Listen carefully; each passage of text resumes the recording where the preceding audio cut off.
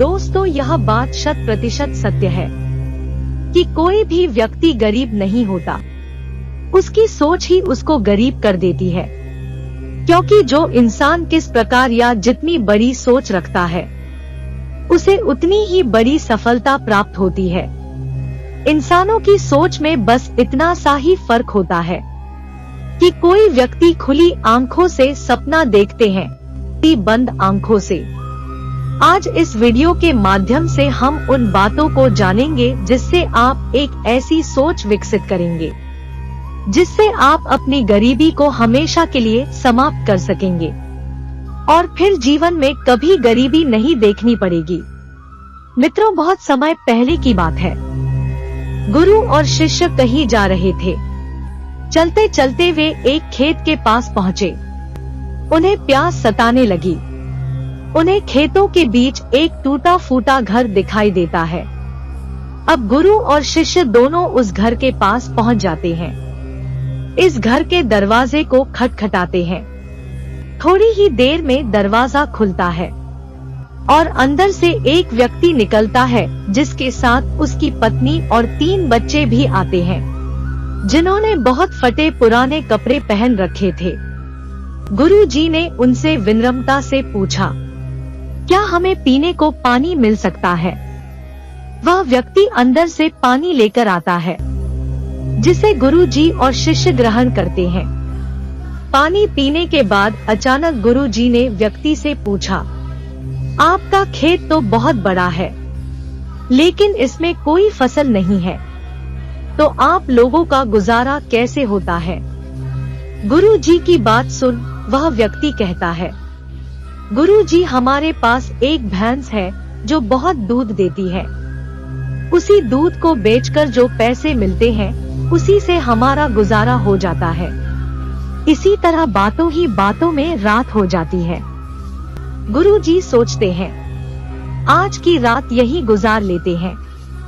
इसके बाद गुरुजी उस व्यक्ति से रुकने की अनुमति मांगते हैं।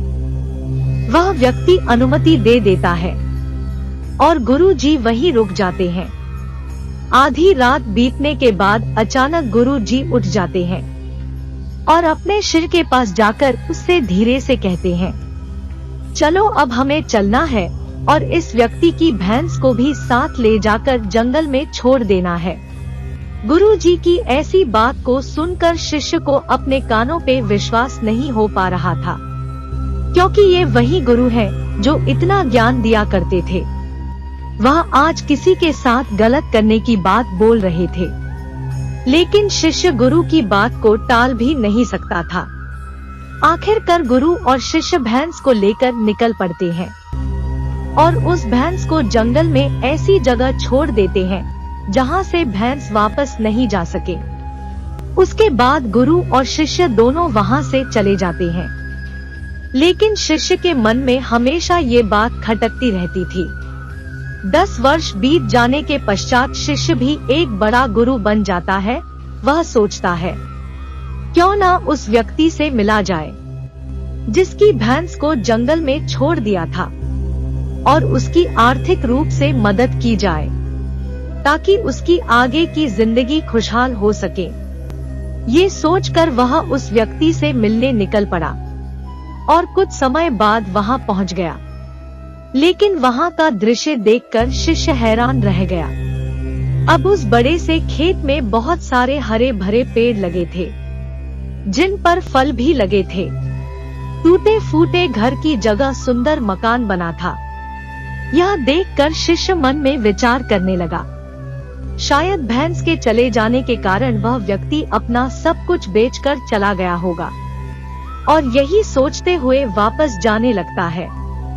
तभी उसकी नजर उस व्यक्ति पर पड़ती है और वह व्यक्ति के पास पहुंचकर कहते हैं, शायद आपने मुझे नहीं पहचाना, मैं कई वर्ष पहले आपसे मिला था। वह व्यक्ति कहता है, मैं आपको कैसे भूल सकता हूँ।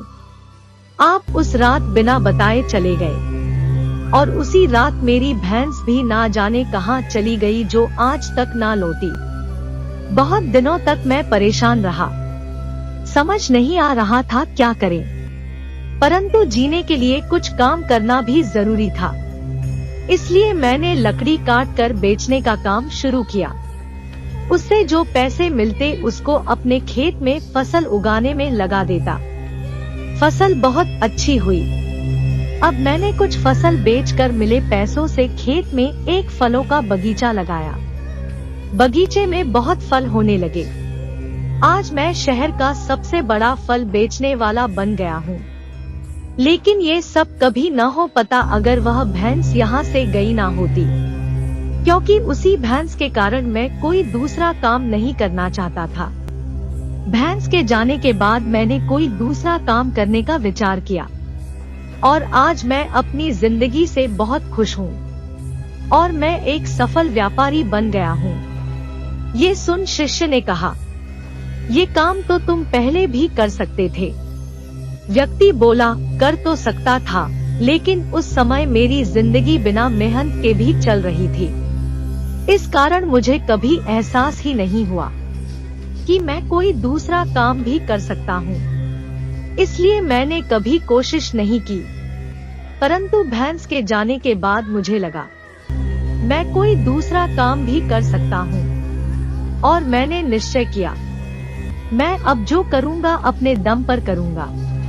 इसी संकल्प की वजह से मैं इस मुकाम पर पहुँचा हूँ। मित्रों, इस कहानी को सुनकर आपको भी सोचना चाहिए, कहीं आपके जीवन में कोई रुकावट तो नहीं। अगर रुकावट है तो उससे आगे बढ़ने का प्रयास कीजिए। जो आपके पास है उसको खोने का भय ना करो, क्योंकि आपके पास खोने को बहुत कम है। लेकिन कामयाबी के बाद पूरी दुनिया प्राप्त करना भी आपके पास है। आशा है इस कहानी से आपने कुछ ना कुछ सीखा होगा। मिलते हैं नए वीडियो में, जब तक के लिए राधे राधे।